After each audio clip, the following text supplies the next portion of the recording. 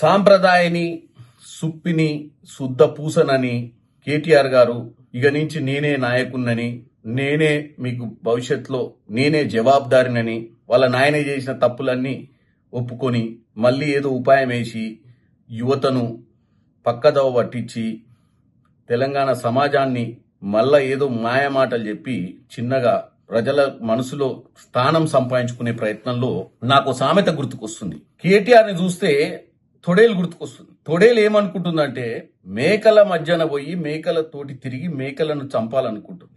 కానీ మేకలు తొడేలు చూస్తే భయపడి పారిపోతాయని ఒక మేకను చంపి ఆ మేక తోల్ని ధరించి మేక మాదిరిగా ఆ యొక్క మేకల గుంపులో చేరి కాపరి దృష్టిని మళ్లించి, ఎందుకంటే కాపరి చేతిలో పడ్డా చంపేస్తాడు. కాపరి దృష్టిలో పడకుండా రాత్రి కాపరి లేనప్పుడు మేకల గుంపులో నిద్రించి మధ్యరాత్రి కాడ మేకల్ని చంపాలన్న ఆలోచన ఉన్నటువంటి తొడేలుగా కనపడుతున్నాం. ఎందుకంటే మీ హయాంలో 10 సంవత్సరాలలో నీళ్లు ఎటుపోయినాయో, నిధులు ఎటుపోయినాయో, నియామకాలు ఎటుపోయినాయో తెలంగాణ ప్రజలు చూసే మనని ఇంటికి ధర్మేశారు. మీ నాయన బయటకు వచ్చి ముచ్చట చెప్పనీకే చేతగాట్లేదు.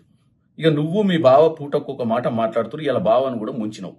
ఎందుకంటే భవిష్యత్తులో నేనే మీ నాయకుడిని అని చెప్పకనే ప్రజలకు చెప్పినావు.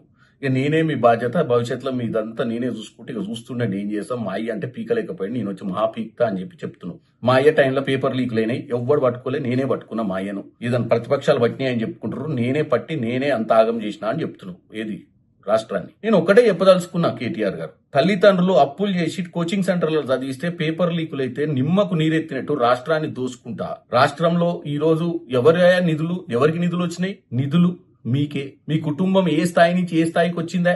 నీ నియామకాలు ఎవరికి వచ్చినాయి? రేవంత్ రెడ్డి కుటుంబంలో నియామకాలు వచ్చినాయి 2.5 సంవత్సరాల. రేవంత్ రెడ్డి ఇంట్లో ఎంతమంది ఈ రోజు ఉద్యోగాలు వచ్చినాయి చెప్పవా?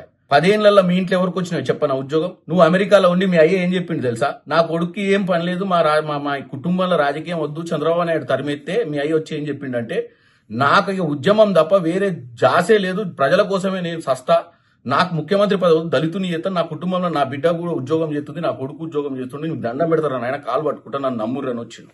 వచ్చి ఏం చేసిండు? నిన్ను అమెరికా నుంచి పిలిపించి 2009లో నిన్ను అక్కడ ఉద్యమకారుడు ఉంటే మహేందర్ రెడ్డి గారిని కడుపు కొట్టి నీకు ఎమ్మెల్యే టికెట్ ఇచ్చి నిన్ను మంత్రి చేసుకో. మీ బావ రబ్బర్ చెప్పులు ఆయన కింద ఏదో అక్కడక్కడ గుమస్తా పని చేస్తుంటే ఆయన తీసుకొచ్చి ఎమ్మెల్యే కాకుండానే మంత్రి పదవి ఇచ్చి ఇంకో నియామకం చేసుకుంటాడు. మీ చెల్లెని తీసుకొచ్చి లోక్సభ తర్వాత ఎమ్మెల్సీ కూడా చేసుకుంటాడు.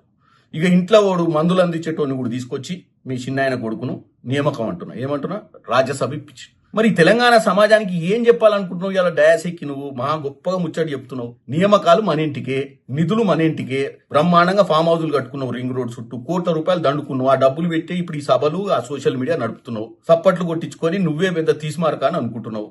రేవంత్ రెడ్డిని తిట్టాగానే రేవంత్ రెడ్డి తర్వాత నువ్వే అవుతా అనుకుంటున్నావు. ఇవాళ ఒప్పుకున్నావు నేనే అవుతా అని. ఫస్ట్ నీకు మీ నాయన ఒప్పుకుంటే మీ నాయన దగ్గర పోయి చెప్పు, నీకు లీడర్ ఆఫ్ అపోజిషన్ స్టేటస్ ఇయ్యమను, సభలో వచ్చి సభలో మాట్లాడదాం. ఎన్ని ఉద్యోగాలు ఇచ్చినామో మేము పరేడ్ గ్రౌండ్ లో 57,000 మందిని నిలబెడతాం.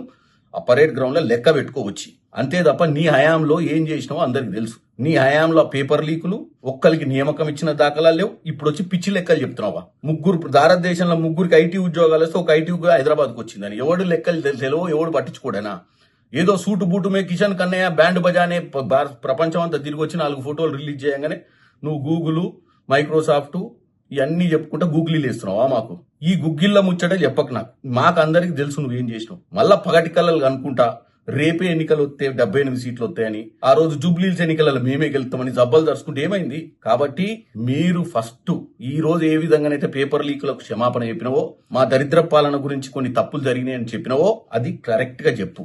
ఇప్పటికైనా ఈ ప్రభుత్వం చేస్తున్న పని మంచిని మంచి అని చెప్పు, చెడుని చెడు అని చెప్పు. ప్రతిదాన్ని చెడని చెప్పి పని చేస్తుంటే కాళ్ళల్లో కర్రలేసే పని చేయకు. మీ హయాంలో నరేంద్ర మోడీని ఎన్నిసార్లు కలిసిరు, మంత్రులు ఎన్నిసార్లు కలిసిరు మీ అయ్య నాకు తెలుసు. మీ అయ్య నిజాం నవాబ్ లెక్క ఫామ్ హౌస్ లో పండుకొని ఢిల్లీంద్ర పోయేది, ఆడవడరా మోడీ వస్తుంది బోడీ వస్తుంది అని చెప్పి ఇంట్లో వండుకొని మోడీని కూడా రిసీవ్ చేసుకోలేని దరిద్ర బతుకులు మీ. ఎందుకంటే ఈ రాష్ట్రాన్ని మీరు దోచుకుందామన్న పిచ్చి ఆలోచనతోటే పార్టీ పెట్టారు.